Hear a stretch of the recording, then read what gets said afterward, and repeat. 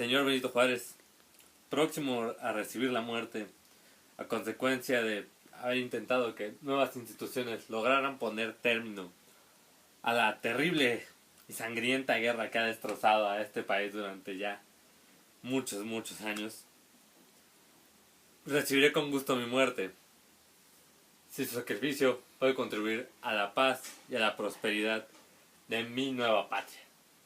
Íntimamente convencido de que nada sólido puede fundarse sobre un terreno empapado de sangre y agitado por las recientes conmociones, yo pido a usted, de la manera más solemne y con la sinceridad propia de los momentos en los que me encuentro, para que mi sangre sea la última que se derrame en este momento de crisis, y que con la misma perseverancia que me complacía ver en usted en los momentos de prosperidad con los que usted ha defendido la causa con la que acaba de triunfar, se encargue de conseguir y consagrar esos ánimos y de fundar de la manera más estable y duradera la paz y tranquilidad que en este país ha triunfado. Hola Sofía, ¿cómo estás? Hola Julia, muy bien, muchas gracias. ¿Y tú? Bien. ¿Se acuerdan de nosotras? Hola de nuevo amigos, estamos aquí en su programa favorito, El Baúl de los Recuerdos. Los saluda su querida amiga Julia y me acompaña como siempre nuestra queridísima Sofía. Somos Julia y Sofía, acompañándolos ahora desde un videoblog. Ustedes se preguntarán por qué. Pues es porque nos gusta renovarnos, probar diferentes tipos de plataformas y llegar a otro tipo de público. Pero sobre todo porque nos gusta que ustedes aprendan más sobre la historia de México, sobre los procesos y sobre los medios de comunicación. Ya al principio de este video vimos la última carta que le escribió Maximiliano a Benito Juárez antes de que fuera fusilado.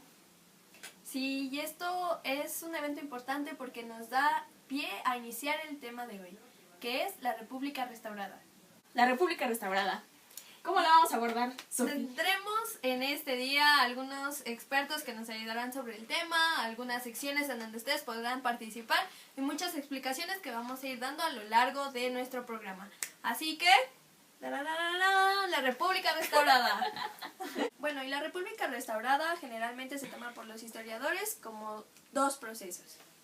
La primera comprende un periodo de 10 años, de 1867 a 1876, desde que Benito Juárez instaura la República y con el gobierno de Lerdo de Tejada posterior a este.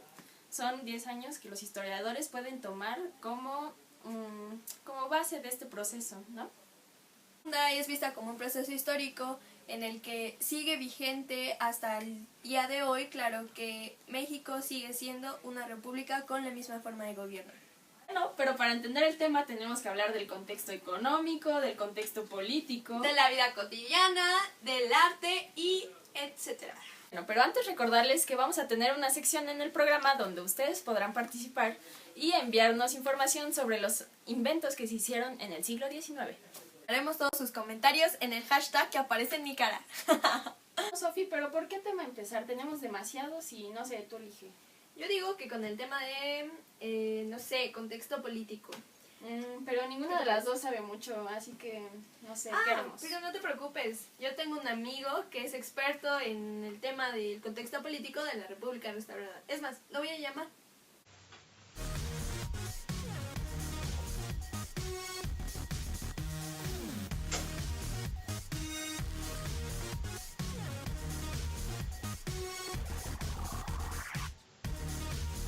Pues cuando era niño me decía mucho que me parecía Benito Juárez, que me peinaba como él. Yo no sabía quién era, ¿no? Entonces empecé a buscarlo y yo creo que desde entonces es todo lo que he hecho durante toda mi vida. Y regresando, aquí ya tenemos a mi amigo Jacinto. Hola Jacinto, ¿cómo estás?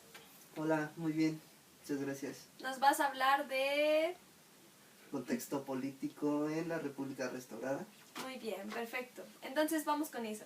Pues mira, en la República Restaurada podemos hablar de dos gobiernos. El de Juárez, que comienza después de que matan a Maximiliano en Querétaro. Él convoca elecciones, obviamente gana porque es el símbolo de la resistencia de la República Federal.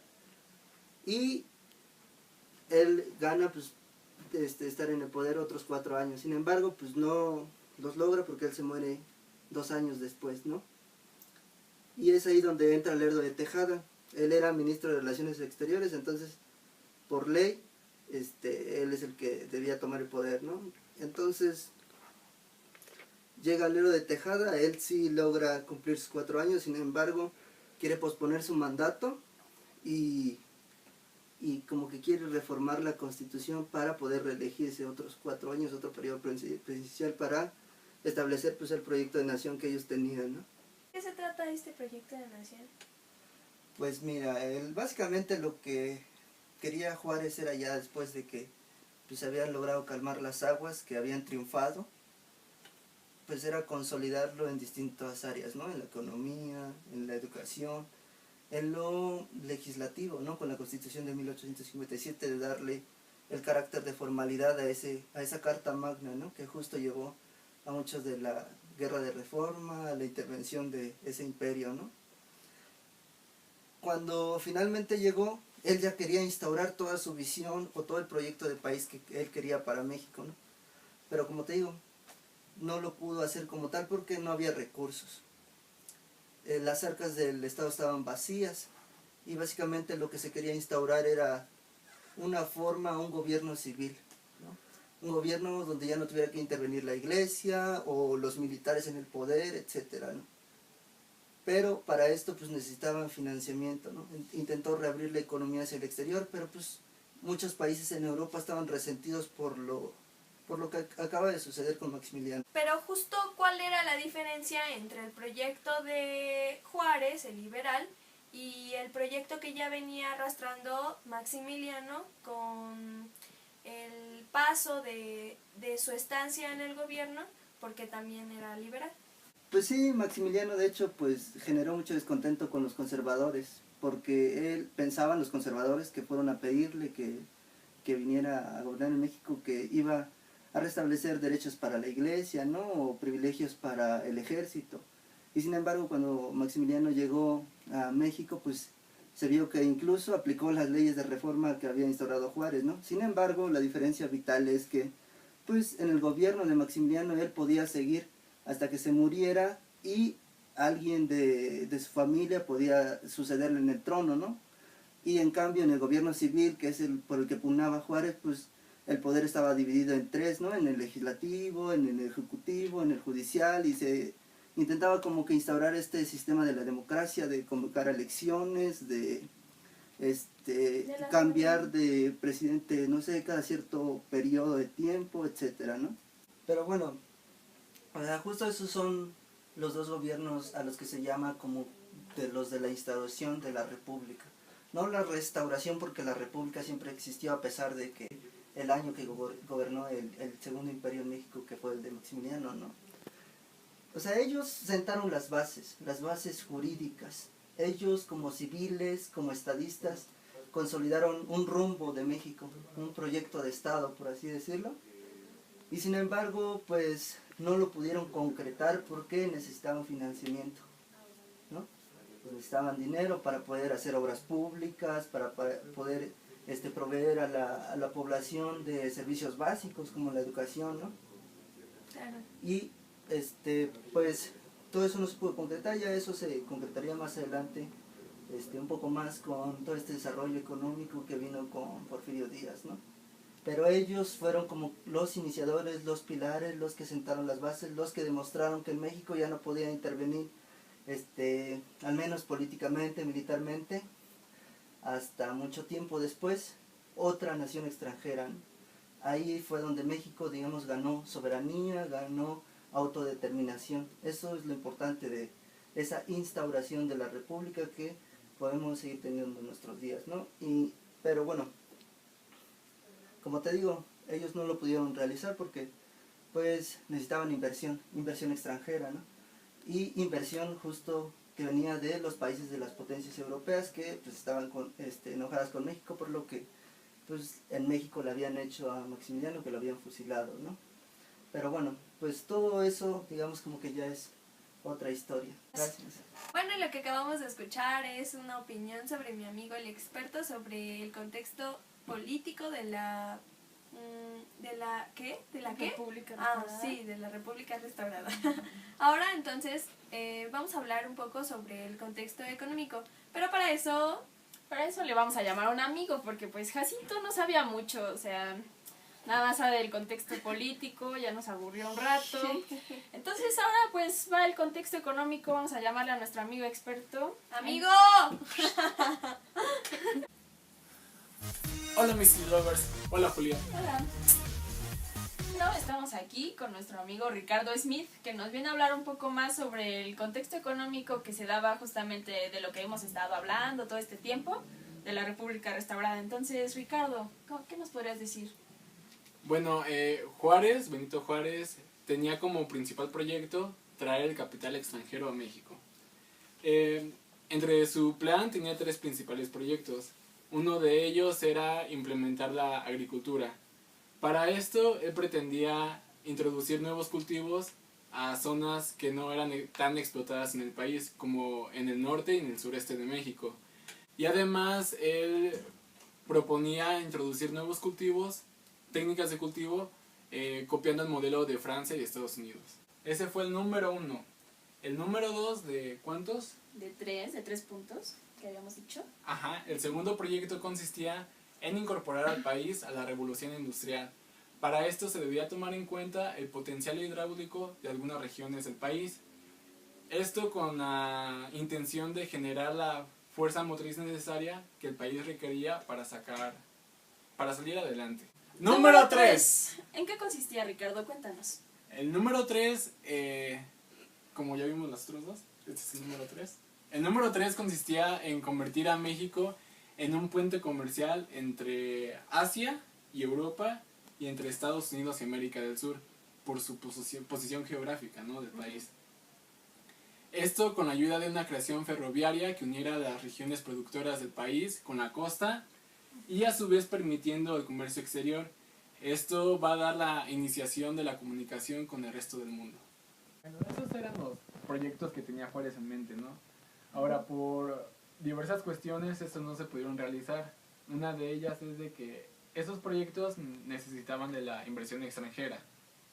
Ahora, como México estaba muy endeudado con las principales potencias del mundo, y aparte de que no tenía relaciones diplomáticas con los principales países capitalistas de Europa, a su vez hacía que los países no se interesaran en invertir en México. Por esas razones no se pudieron llevar a cabo los proyectos de Juárez, y esto se suma a la repentina muerte de Juárez en el año de 1872. Pero Ricardo, ¿qué pasó después de la muerte de Juárez? Bueno, después de la muerte de Juárez llega un personaje que se llama Lerdo de Tejada. ¿Sí tienes alguna referencia de él? Ah, sí, de hecho, lo tengo de fondo de pantalla. Ah, yo también. Ay, Qué coincidencia. Bueno, ya. A ver, cuéntanos entonces de este personaje, del Lerdo de Tejada. Sí, con Lerdo de Tejada, durante su gobierno pasa algo muy interesante, porque su ministro de Hacienda, Francisco Mejía, él desarrolló un sistema fiscal a nivel nacional.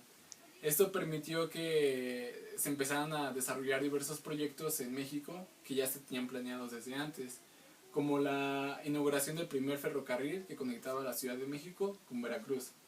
Este evento es muy importante en su época porque representa un símbolo de progreso para el país.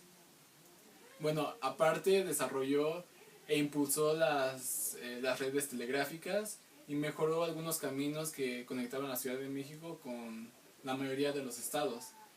Sin embargo, ya no se pudieron realizar otros tantos proyectos por los problemas que enfrentaba el gobierno, sobre todo en el aspecto económico y político. Bueno, Ricardo Smith, gracias por acompañarnos y platicarnos un poco sobre el contexto económico de la República Restaurada. Pues bueno, es hora de despedirse y pues te vas a regresar de donde viniste. Entonces, unas últimas palabras. Sí, que estoy muy agradecido por permitirme ser parte de esta comunidad. Pues ya nada más me despido de todos los Mystery Lovers. Hasta la próxima.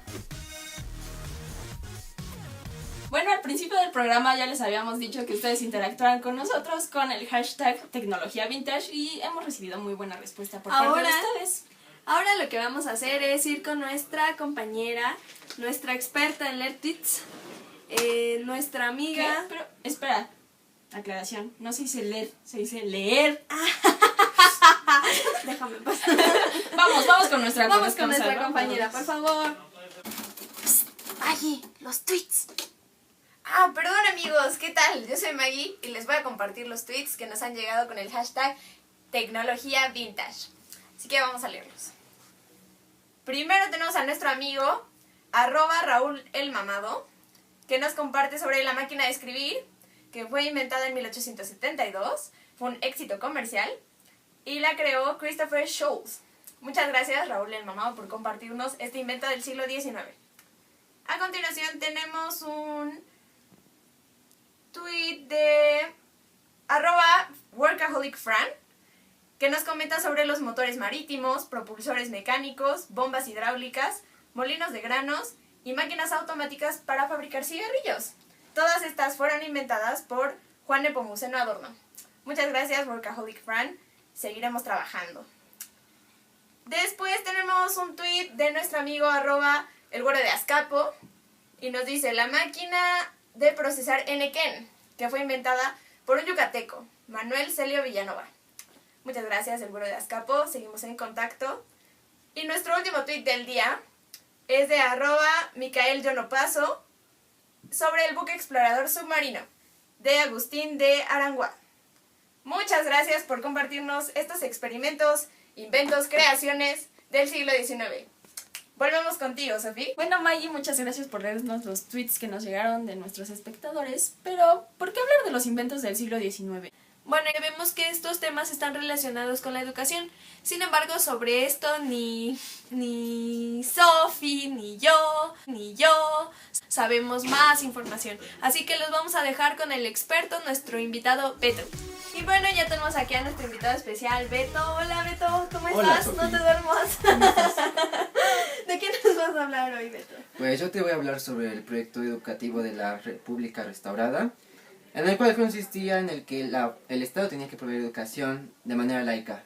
¿Y qué significa eso de laica? Bueno, pues significa, Sophie, que no debe tener una relación con la iglesia. Otra de las características de esta educación es que tiene que ser gratuita y tiene que ser pública. Además de esto, el Estado tenía como prioridad la educación porque veía en esta una forma de cambio social. Por lo tanto, y bueno, en un club que se realizó en 1867, presidida por Gabino Barreda, heredero de las ideas de Augusto Comte. Augusto Comte tenemos que recordar que es el precursor de toda la corriente positivista. Dicho esto, esta corriente se implantó el 15 de julio de 1867 aquí en México, dando paso a la Escuela Nacional Preparatoria, la cual consistía en que, buscaba personas que fueran racionales, morales, altruistas. Soberbias, ególatras y demás. No. Ah, no. Bueno, científicas, buscaban tener valores, muchas cosas. Beto, pero a todo esto, como la educación como un instrumento manipulado por el Estado, no tanto manipulado en el sentido peyorativo, claro, sino manipulado en el sentido de control que el Estado sobre algo que es la educación, algo tan importante, ¿qué efecto tiene en el nacionalismo? Mira, el movimiento que te estaba diciendo de Comte busca el orden y el progreso. Justamente el Estado buscaba tener orden y progreso en sus habitantes. Materias que se impartían en esa escuela eran gramática, sistemas de medición, matemáticas en resumidas cuentas. Se impartía moral, se impartía lógica y principalmente historia. Y de historia me gustaría resaltar que la historia, como todos sabemos, la escribe quien vence.